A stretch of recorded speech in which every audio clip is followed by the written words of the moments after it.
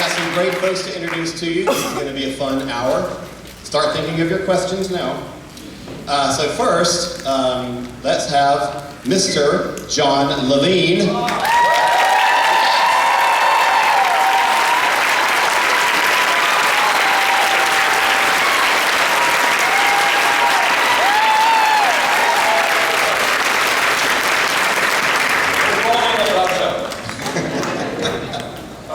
Wonderful. I want to take you home with me. That's a big plane fare. Actually, I was just going to say this place reminds me of home. Actually, it's filthy and full of strangers. Next, we have the amazing Eve Miles. Hello.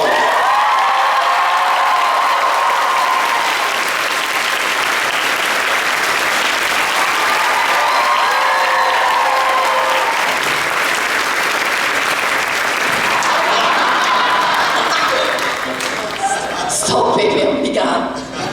Hello? Y'all alright? I'm doing just fine. Sorry. Please welcome the amazing Noel Clark.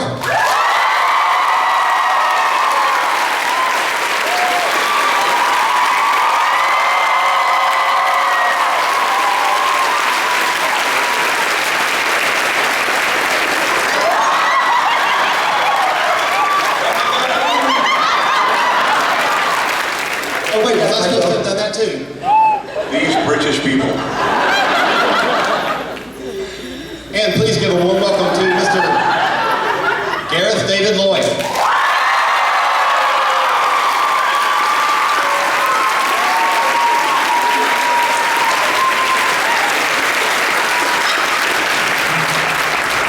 Good morning. I feel rough. Look at this crowd we got. That's pretty exciting, huh? Hello. I don't know why I'm here. What panel is this? Warehouse 13 panel, right? This is sewing and crafting. 101. All right, so everybody's thought of their questions, right? We have a microphone right up here. We'll have you all line up and we'll take questions from the audience. First of all, I'm sure I haven't seen half of these people at my table in the yeah, slackers. So I've got a photographic memory. I've now photographed all of you. I expect to see you at my table. Otherwise, I'm going to roll up on you later at some point.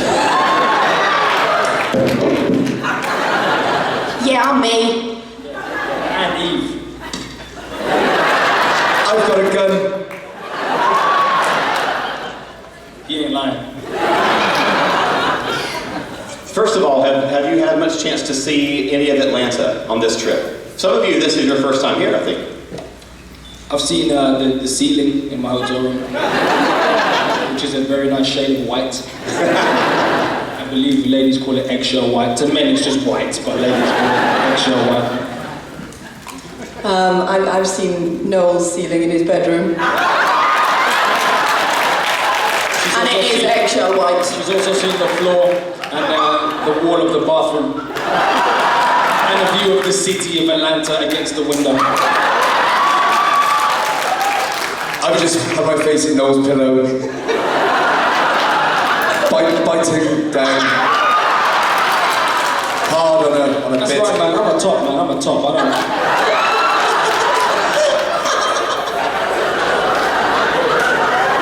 You call for help and nobody comes.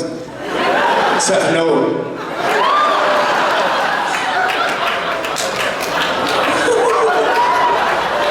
That's my thing.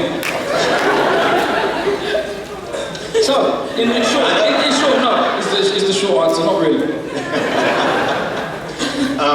We're going to start with questions in just a second. First of all, I want to know from each one of you as viewers, what's your experience with Doctor Who? Were you familiar with the show? Did you watch the show before you were actually on it?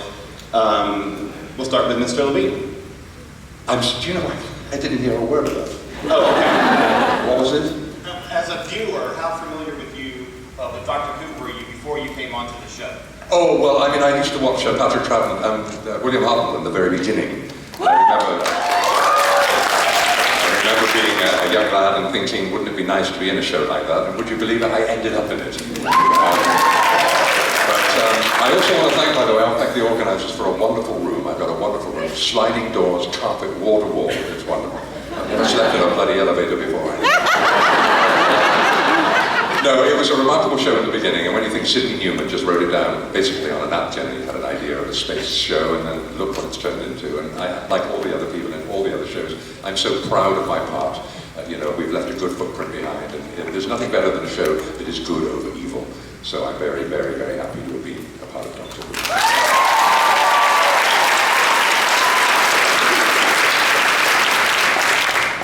Oh, that's me. Thank you, Noel. He just gave me a little squeeze under the table.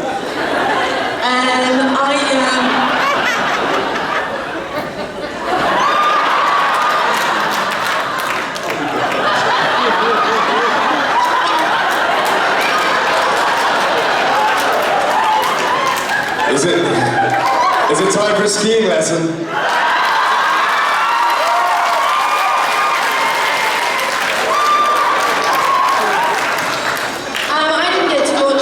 Doctor Who before being on it, because when I started Doctor Who I was 8. So I'm very young, I'm only 16 now, so thank you so much for having me here. I'm scared.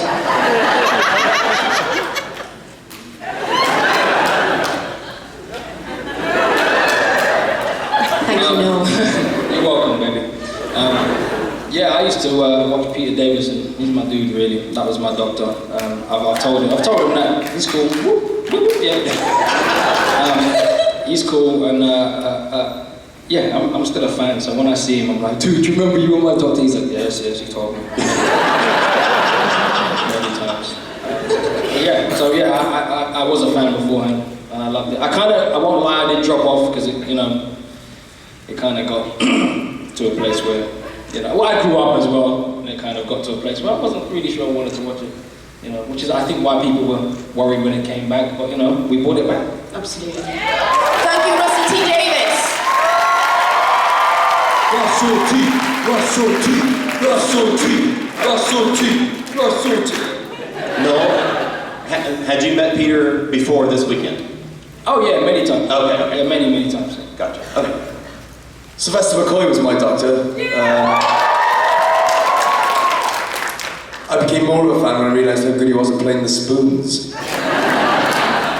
And that he's mental. And we had a good time with Sylvester in Calgary, and that was special for me because I that was the doctor that I literally couldn't speak to him for about 40 minutes when he came to sit at the table, because I was so shocked that Sylvester McCoy kind of come and sat with me.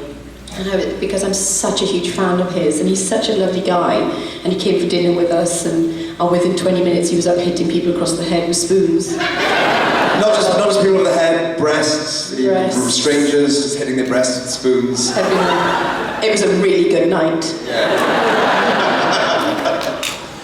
Eve, how was your band performance last night? Oh, awesome. We absolutely rocked.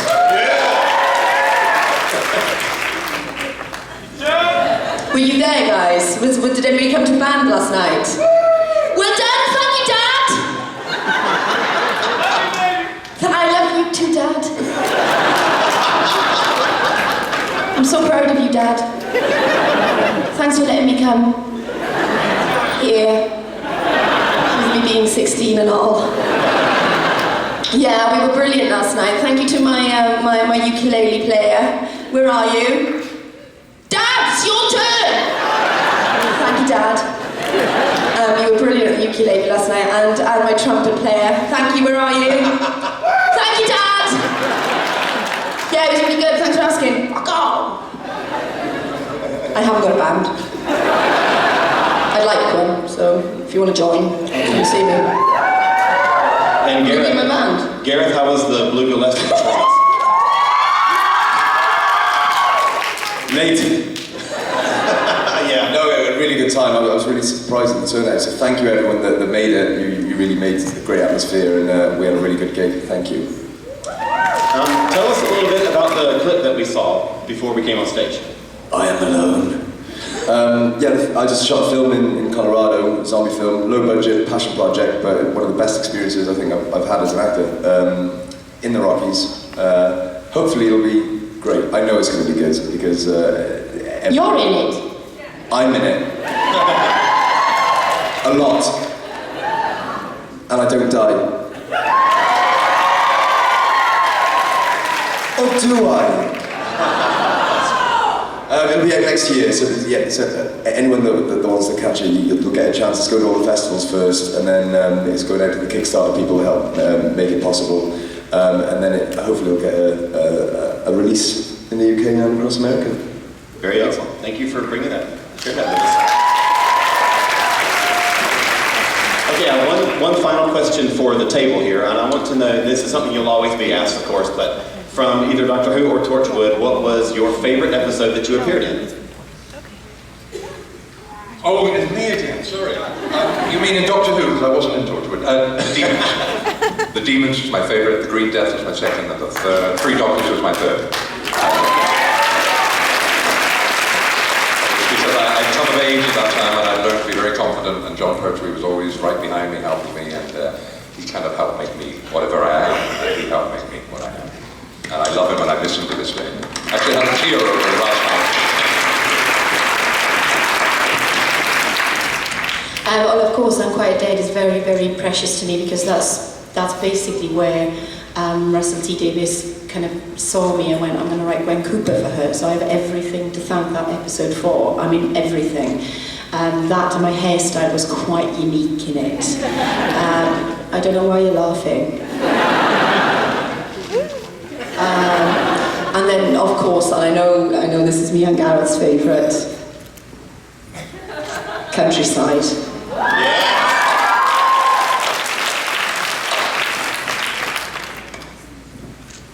No. I thought because they did the whole thing, they were just going to carry on. So for me, in terms of acting and Doctor Who, probably my favourites would be,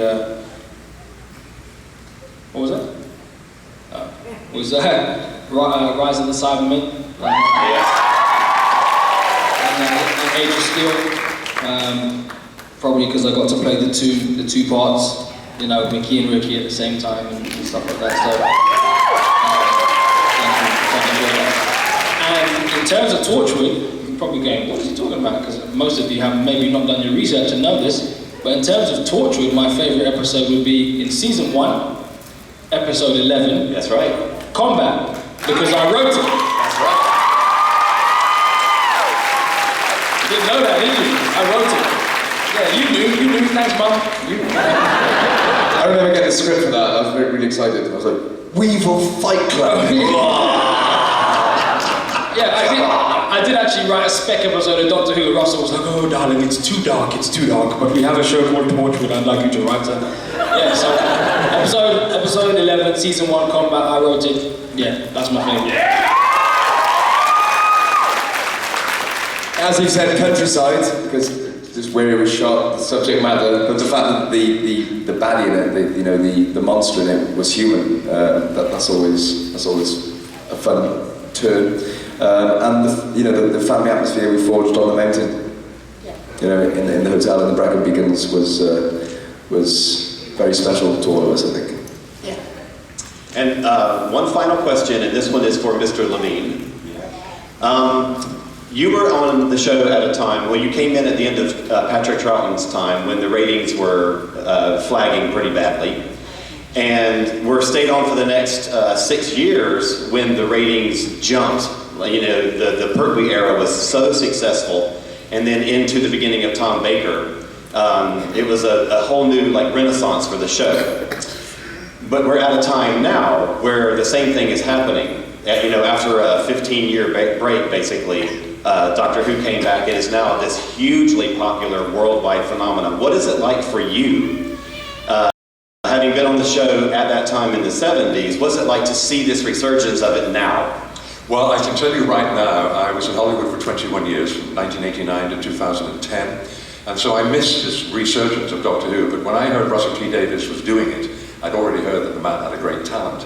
And as I'm now a producer, I can see now how we would have got there. I was utterly stunned at the way Doctor Who had advanced. I mean, we were good, but we had glove puppets to act on. Which is not the most difficult thing in the world, but the truth is, I it comes down to the pride. I mean, first of all, I'm so glad I'm English. Secondly, I'm so glad I was in the show. But what he did to it was incredible. Because David Tennant, I absolutely adored. And Chris Eccleston's the kind of actor that I would like to have been. And I wasn't too bad at it myself. But I must confess, the only thing I would like to see now that I see the unit is coming back big, I'm slightly miffed, I suppose. I'm not annoyed, I'm slightly miffed. It would be nice just to go back and visit the show, just even for one line I would do. But it turned into this huge thing. And it's all down to pride, you know. There's so much energy and creativity that goes into these things. And I mean, you see the end product, but when you see it being made, and I remember the day, I used to play golf with Pat Troughton 3 days a week at the Actors Golf Club. Which was next to Prince Charles's polo club, strictly. I nearly hit Prince Charles with a golf ball once, but I'll tell you about that another time. But then what happened is the producer came up, and because I was all regular anyway, they came in, so we got the new doctor coming in. And of course, John Pertwee was the royal family's favourite comedian at that time. And when I saw John, I must confess, I was emotionally overwhelmed, insofar as I thought, God, is this the man we're going to spend the next 5 years with? And it was glorious, it was utterly glorious to play Sergeant Benton. But remember, John was an incredibly helpful leading man. He insisted that we welcome the visiting actors in, and we had a marvellous reputation for being nice people. And I kind of like that, because I'm old-fashioned, I mean, I'm 70 years old, I like being nice. But John Pertwee was wonderful, and of course Nick Courtney, but they're all dying at such a rate now. There's only 3 of us left, so... but yes, I'm stunned by the resurgence of how huge it's become. And then Torchwood coming out of it. Torchwood is fantastic. I knew Eve before she got Torchwood. I knew her when she was just a little girl. Right, littler. So that's my answer. Absolutely wonderful. I don't have to start singing, do I? Yes! You have to audition for Eve's band.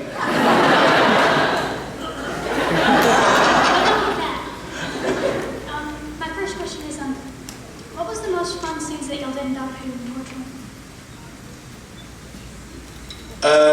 Most fun scenes. Doctor Who was definitely firing a machine gun at a Dalek. That's always a good day at the office. Yeah, that's always a good day at the office. What did you do today? Oh, I shot at the Dalek with a machine gun. Fuck that Dalek up. And Torchwood, I think it was the other day, anything around the table was good, because it was a chance that we all got to... What are you laughing at? I'm just remembering. Yeah, we all got, you know, it was the time we all got to be together, and you know, those scenes would take ages, because you have to do everyone's close, medium, wide, eating, paddling, whatever, but we were just, you know, we were there for a long time together, and that was where we really got to know each other. Yeah, for me, the same what I said earlier, really, the sort of Rise of the Cybermen Age of Steel stuff, playing the 2 parts together, you know, showing me the VFX people saying, right, we're going to split the screen here, you're going to do Mickey here, you're going to do Ricky here, that stuff really was probably my favourite stuff. And then right at the end, coming back with the beard and the gun and the, you know, being all badass. Do the line. Well, my favourite time was Inferno. I played 3 parts, and I like to think I'm the only actor that played 3 parts in one story. I played Benton, the Nazi Benton. Was it my turn to answer the question here? It doesn't matter what order. You sort of jumped in there, John, but never mind. Nobody's going to hold it against you. It was just nice playing 3 parts and stretching oneself, and I was a primoid in Invasion. It took 4 hours to put the makeup on and about 2 minutes to rip it off. But that was an extraordinary story. It was all about drilling to the centre of the earth. And that was my best part, because it was 3 parts, and I really enjoyed that. So that's it. I have so many lovely experiences, but I just go for the first one that pops into my mind, and that's the one where Gwen is on the motorbike in Miracle Day, and she has to blow up all the cylinders. And the reason why that's my favourite scene is because I had all the special effects guys all in front of me like this, and literally we had one go at this. And we had 80-mile-an-hour winds that night. And I was on a motorbike that I'd learned in the last 20 minutes to ride. So it was looking good. So that was the most exhilarating, most exciting, terrifying thing I had done, because as soon as I hit that switch and I had to turn around like that, and you see right at the end a bit of a smile, that's me going, thank Christ! You're not going to get sacked. It was, and literally we could feel the explosion in our chests. It was so strong. And then when it finished, there was complete silence because I'd killed everyone. There was complete silence because everybody was just, it looked so fantastic, and we'd got it in that first shot. It was a real special moment. It was wonderful.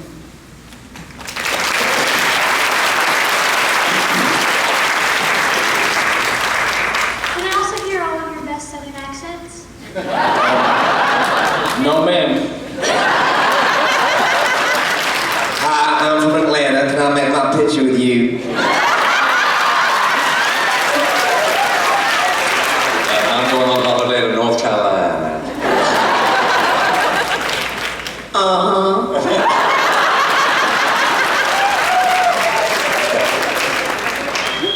This is for Noel. I was wondering if you could talk a little bit about what it was like to work in Star Trek, which I think was a great experience to watch in the theater, because when you came on screen, all you heard was like people elbowing their friends and whispering, Doctor Who, Doctor Who.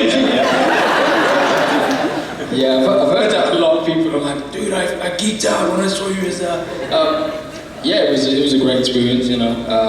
As all these guys will tell you, you know, we're actors, so some of the jobs we go up for are so big that we don't get, you'll never hear about because we didn't get them, but occasionally you get one, and that just happened to be one that I got. You know, as much as I loved it, it's just another job, and you know, if JJ calls you, you go. And yeah, it was a lot of fun. It was a lot of fun. Massive movie, great experience, and I mean, have most people seen it?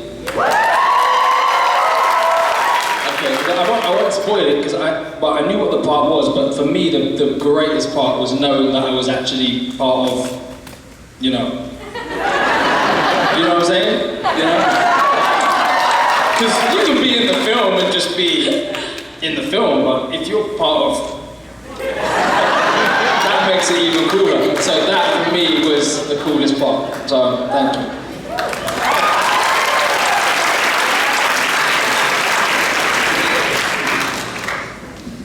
I was just interested in what are your favorite species and creatures from Doctor Who and Torchwood, because there's billions and trillions of species and side species and half things. Like, what's your favorite? Half things. John Barrowman.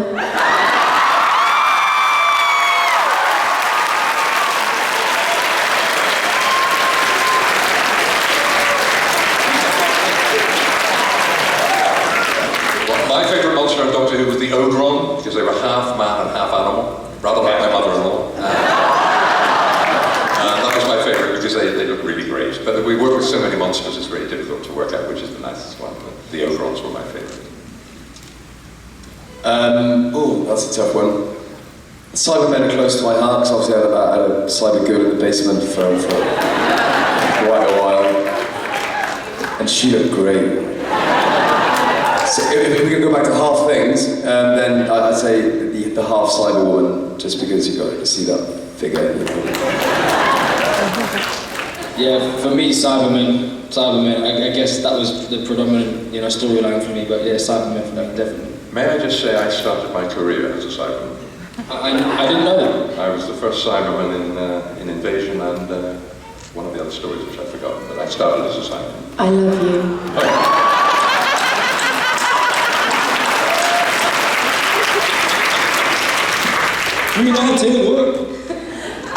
Eve, you said you wanted to start a band. Can we hear you sing? Have you had your breakfasts? Because it'll come up. I don't want to make you all sick. I'm dreadful. I mean, actually, if you've got straight hair, I'd make it curl. My voice is horrendous, but I chuck good shapes in the background. I can dance, but I certainly can't sing. Then can we see you dance?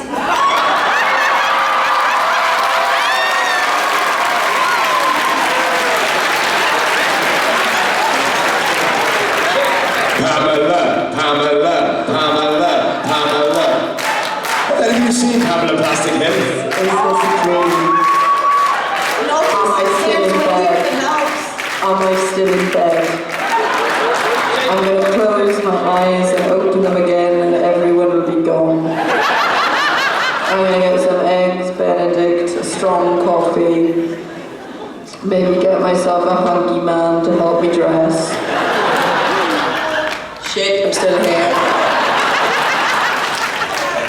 Not today, baby. Hi, well, Eve, first off, thanks for giving me the greatest thrill of my life to be able to tell people that you consider me your daddy. So thank you for that. Spank it, bro. I'm telling you, that's a good one to have. Very quick, Gareth, did you ever find your hat from the concert? What bastard took that? Her name was Jenna. No, it's been found. Outstanding. Yeah. So my question to the group, I know everyone's asked who your doctor is. Who is your companion? Who's your favorite companion? Other than yourselves!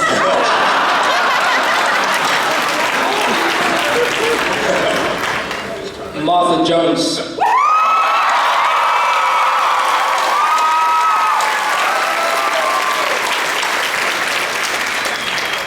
Katie Manning for me because she was so vibrant and so jolly, and she was one of the 5 of us that made the show new again, and she was lovely.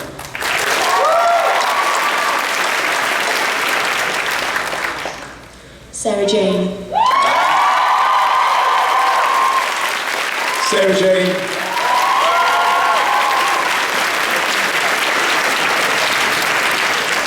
I think I'm too short for this. Okay, my question is for Noel. Hey, man. You know.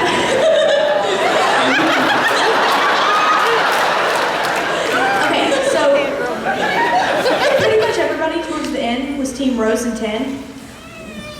Rose and 10, right? Yeah. Getting together. Did that like offend you at all? Did you have an opinion on it at all? As the character or as me? Well, no, I mean, I guess as you. Like, were you like, why does she gotta go for him? What's wrong with me? No. Dude, I think in real life, in terms of manliness, there's like kind of no contest there. But anyway. So in the show, as Mickey, I guess Mickey was kind of over Rose as much as Rose was over Mickey. I guess in the early stages when she was treating him real badly, it was kind of like, what? And you know, he was gutted. But I think by that point, he was kind of over it anyway. So it is weird that your buddy would then date your ex-girl. Like, there are rules, you know? But hey, whatever. But in real life, I think a lot of people wanted, that was the love story, and that was always going to be the love story. I was only ever supposed to be in 3 episodes originally. I'm glad you stuck around. Thank you so much. So I think when Russell said, I like him, I'm going to keep him, then they still were going to do their love story kind of thing. And thirdly, obviously, I think it's also to do with how maybe the actors get along with each other, you know. So maybe there was a reason that Rose and Mickey were parted ways with. It's okay though, because you ended up with Martha. Exactly. Me and Freeman are good friends. I see Freeman all the time when she's not shooting Carrie Diaries and stuff like that. And so, you know, I think it's good that they ended up together. And obviously, when they walked away with Captain Jack in whatever episode that was, we were supposed to be in Torchwood with these guys. But in real life, we were both working on so many projects that when they came to book us, we were booked up, and so we didn't ever get to do it. So you kind of missed all that stuff there, and we left, and then we're married. Thank you. Maybe next time. Maybe next time.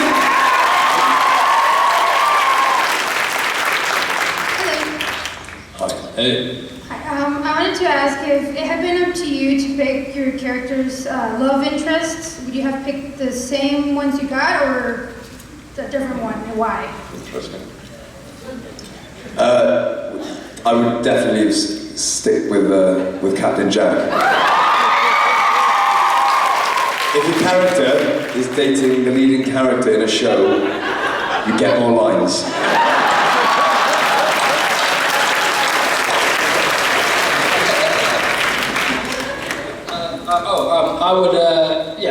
I would pick Martha over Rose any day.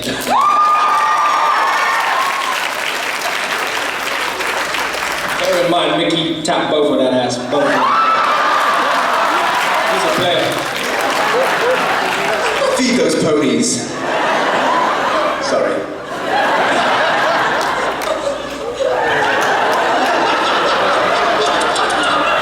Skiing. Feeding the ponies. Rose and Martha. At the same time, in a big Hoovian sandwich. Hey, if you work it out, it's an ice cream sandwich. Do you know what, guys? On this side, I've got a pure gentleman. On this side, I've got the ghetto.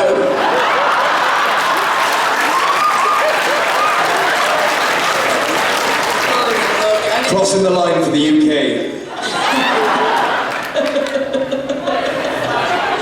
I'm going to keep this really short. I'm more than happy with Kai Owen and Byrne and Captain Jack. Boom! No, it was lovely. I was more than happy. But look, I'm always open to suggestions. And if we were able to come back, I'm sure it would be in their best interest to make Gwen as promiscuous as possible. I'm prepared to put myself there for the sake of my art. Sake of your ass. Mickey For the may just sake have to of my turn- ass. Mickey may just have to turn up and give little Gwen a visit there. Call me. And I'm just sitting here a little confused.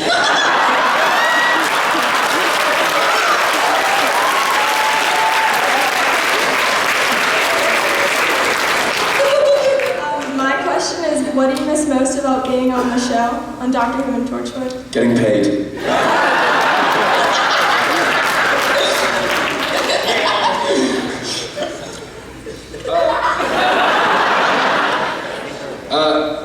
But everything really, I really enjoyed it, you know, I really enjoyed it, and I kind of feel like, you know, everyone's all like, oh, Doctor Who, you know, but when Chris and me and Camille and Billy brought it back, people were like, ooh, what's gonna happen? And now everyone else is reaping the benefits, and we're kind of like the guys that were there 5 years ago, but we brought it back, you know what I'm saying?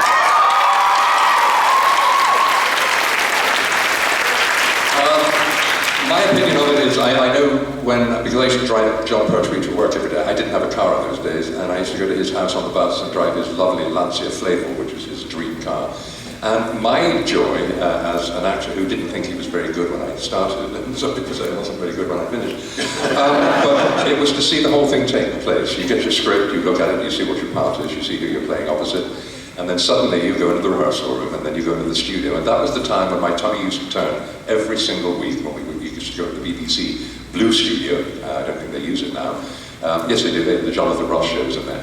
But to go into that studio in the morning and see all the technicians and the special effects people getting ready, and to know that you were one of the 5 people, like Noel said, we brought it back and Noel brought it back, which is what we've got in common, except that I'm taller than he is. And it was to see it all take shape, and that wonderful... Not everywhere. I'm sorry to disappoint you now, and I've been in your bedroom too. Just watching. You go, my friend, you go. Get dirty. It's the only way to beat them. I'm not good, but I've got guts. Yeah, so it was just seeing the whole thing take shape, and then as when you get in the studio and the cameras go on, and it's just a magnificent feeling, which you've reflected. I mean, you love watching us, and we love making it for you to watch. So the whole thing was just so exciting, and I wish I could go back. I must confess.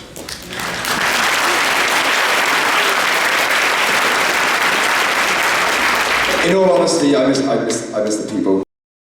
Yeah, I'm just going to work every day with my best friends. Yeah. This one's for Noel. Hi. Hi.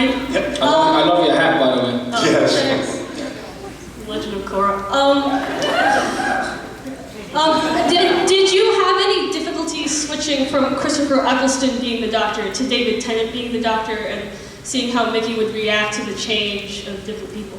No, because obviously Russell was just, writing the lines and stuff, and, Chris played it very intensely, and so, we enjoyed that, and then David came in very, very manic and stuff, and, we enjoyed that too. It was just a case of Russell saying, well, this is how the Doctor's going to be, and this is how you're going to react, and, obviously Dr. 10 was sort of less mean, but of course at the same time, stole my girl, but Dr. 9, maybe he wasn't being mean, maybe he was toughening Mickey up because he knew what was going to come, and so that's kind of how we saw it. Thank you. Star Trek, what's your favorite, this is for everyone, what's your favorite line your character said?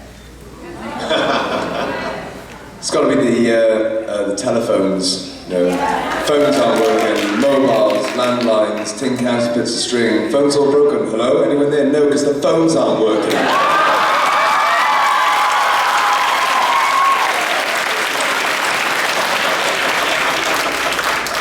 I suppose one of mine is with Pat Troughton and the Three Doctors, I think, when I said, can't we take care of this Omega bloke? And he said, Omega's not a bloke, he's a monster. But my favourite line is really the one I made up and the director allowed me to keep in at the end of The Green Death. I was in the back of Bessie, which I used to drive every day just because I loved it. And John Pertwee, as I said, I can't say enough about John. He was just incredible. He helped make me what I am. And there was one scene where I was throwing the food out to the maggots in The Green Death. And I said, I can't just stand in the back looking like a muppet. And I ended up saying, here, kitty, kitty, kitty. I thought it was quite good. And, so that's my favourite line.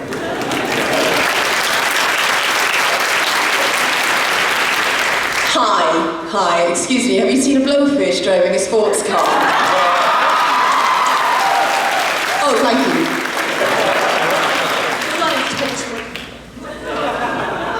What's that? What was that? Bloody Torchwood. Is that you? Ah, very good, very good. Well, for me, there's two lines. Both of them are pre-badass Mickey, but there's one that people like, which is, it's not Ricky, it's Mickey. But that's not my favourite. My favourite is the one that signifies the change in the characters, the beginning of the change, and it literally just goes, oh my God, I'm the Tin Dog.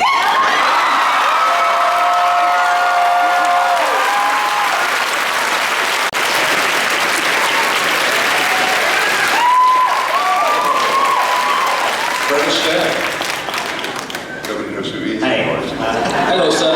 I love your top hat. Thank you. And your pimp cane. It's a Sonic cane. I knew that. Do some damage with that. But I wanted to ask you guys, as far as the characters you played, how you felt about their character developments over the length of the show. Oh, I'm happy to start because I'm the oldest.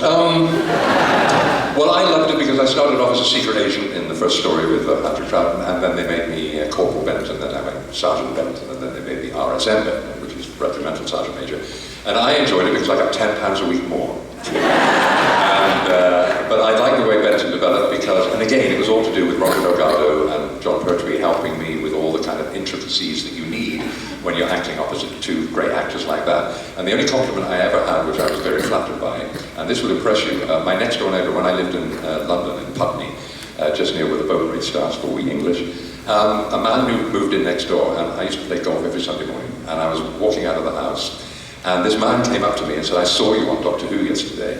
And he said, you're one of the best face actors. One of the best face actors I'd seen. And guess who my next door neighbour was for the next 3 years? Mr. Anthony Hopkins. Yes. And I'm writing about it now in my book. What happened with Tony, as you know, he used to do a little bit of this, and I don't do very much of that. And I ended up, he got his first part. He moved in next door, and his wife was John Pertwee's best friend's daughter. If that was actually fun to hear. But Tony Hopkins, we got on very well indeed because we were next door. He came about 3 weeks later. He knocked on the door and said, John, I need your help. And I thought, whatever could I do? He wanted to be an actor. I remember saying, it's a dodgy profession. You want to give it a bit of thought. Anyway, he got the part of Pierre in Tolstoy's War and Peace, which for any of you that might not know it, is one of the biggest bloody parts in the world. And I rehearsed it for 5 weeks with him in his basement, which was very luxurious. and I played every other part in that. And Tony tried to get me in it, but because I couldn't have been a Shakespeare. I mean, I do love Shakespeare. I mean, I get his books as soon as they come out. But yes,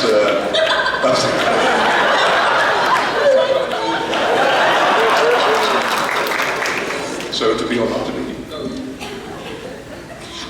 When I went to Hollywood, you're saying who your neighbour was, I lived next door to John Travolta. Oh, I didn't, no.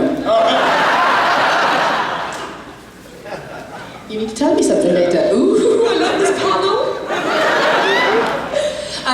My development with Vancouver was quite extraordinary. I started off as a little police lady, kind of a nosy little police girl, and then developed into this kick-ass, leather-wearing, two-gun mama from hell, which I loved. And if we get the chance to go any further with that, I mean, I wanted to become even more militant and, as I said, more promiscuous. Well, I think we all know where Mickey started. I was not a fan either, and I would, and we all know where he finished. I would, in short, I would just say I think probably in the history of the show, it's one of the probably best character development arcs that there has been. So I've just been very proud to be a part of it, really. So,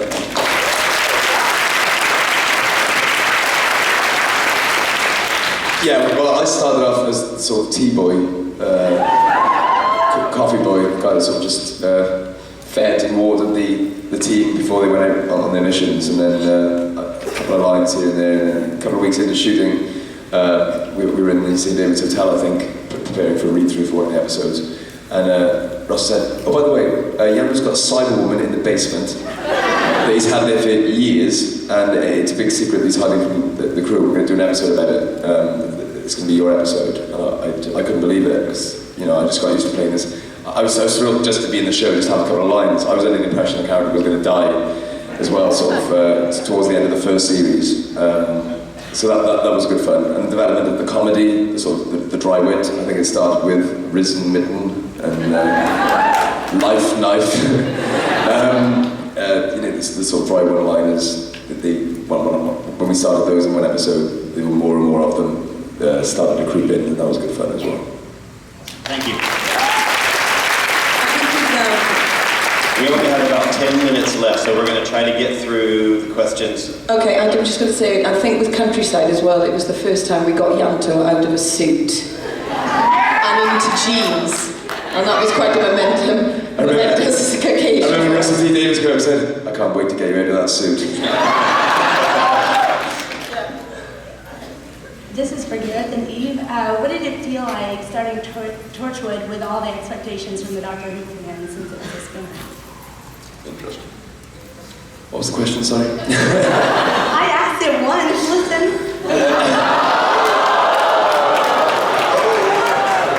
Sorry, I was trying to. I was looking at your brilliant costume rather than listening to your lovely words. It's not a cyber one, but you know. No, it'll do. Starting Torchwood, how did it feel, you know, with all the expectations of after Doctor Who? It was hard work, and we got a lot of criticism before the first show aired. You know, a lot of Whovians thought, you know, you don't need to make a spin-off. You've got to go with Doctor Who. But I did understand what Russell was trying to do. I saw an article for it well before I got the call for the audition, saying they're going to do a dark spin-off.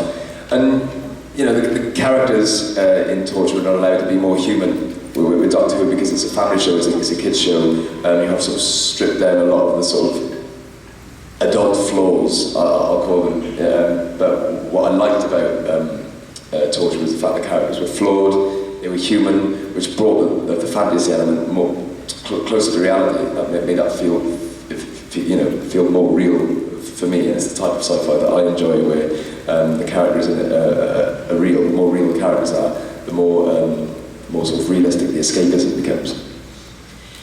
Anything that's attached to Doctor Who, you kind of go, don't go near it. It's so successful. You're gonna bomb.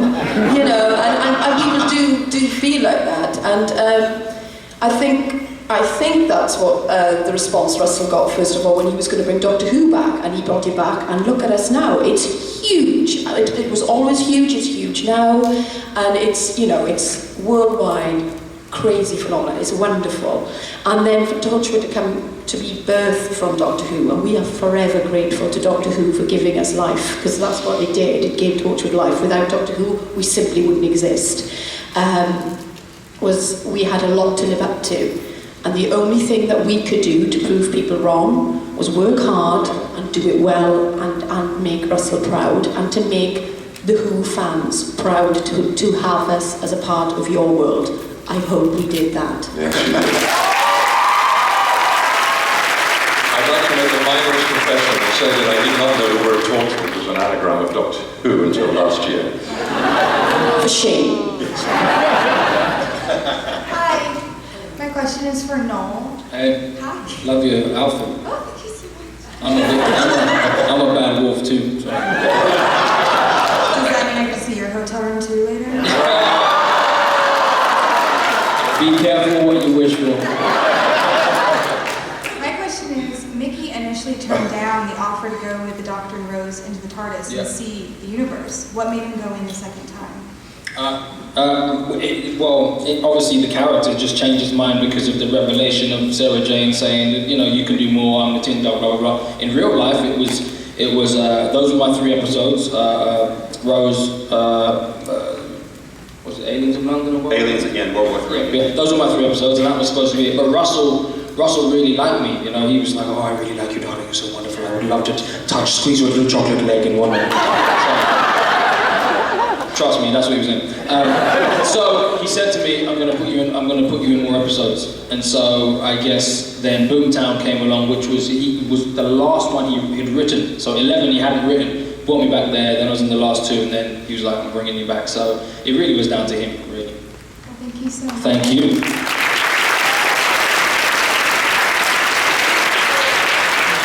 Hi. I was curious your opinion on the casting of the new Doctor, considering his work experience and potential contribution to the character.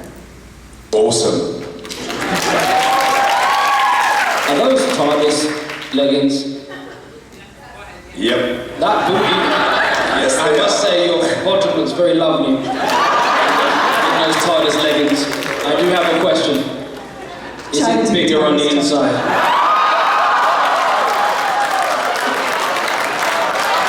I'm sorry, I couldn't resist that. I mean, TARDIS leggings, like, come on, dude. I'm sorry, apologies, forgive me. You're going to see his room later. No. My wife and kids are here, I just might point out. My son gave me this little doll for him to bring to work, so there will be none of that. Anyway, back to your question. Okay, back to the question. Yes. What was the question? Peter Capaldi being the new Doctor is an absolute Peter genius. Capaldi. I can't wait, personally. I think it's so exciting. He is a phenomenal actor. He's one of our best. And the experience, his kookiness, his spontaneity, and his downright bloody braveness that he's going to bring to that character is going to blow your minds. What she just said. I also like the booty in those trousers. I know he's going to end up my favourite Doctor. I just know. He just oozes magnetism, imagination. He's brilliant. One final thing, since you guys were in Children of Earth with him, I thought that Children of Earth, first of all, was incredible television. And I find some opportunity... Episode 5 was a bit dodgy. I find some opportunity to say that on stage every year at DragonCon, that I thought Children of Earth was bloody amazing, and Peter Capaldi was stunning in that. So tell us a little bit about him in that production and your experience with him. He had this speech that was scripted, because they had to script it. It's basically representing the world. He had a list of all the different countries. And it was just a list of all the countries in the world, and it had to be scripted. Just him reading that, which was put into the background of what the action was going on, but just at the read-through, him coming in and reading that was mesmerising. Just a list of countries.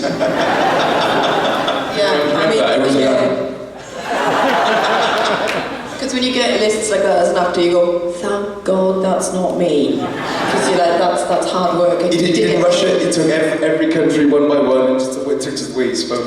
It was completely effortless, and we knew, of course we knew, we had the scripts, we knew that, he shoots himself in the family. Sorry if you haven't seen it. And he had to ties. At the end, how he kills everybody at the end. We know that happened, but the way that he performed it was, I personally think it was stunningly beautifully done. And only an actor of his capability could do that. So look out, Doctor Who. It's going to be fantastic. Okay, I have to say this has been one of the most fun hours of my entire life. Thank you so much to our fantastic Thank you, everyone. Come and see us on our tables.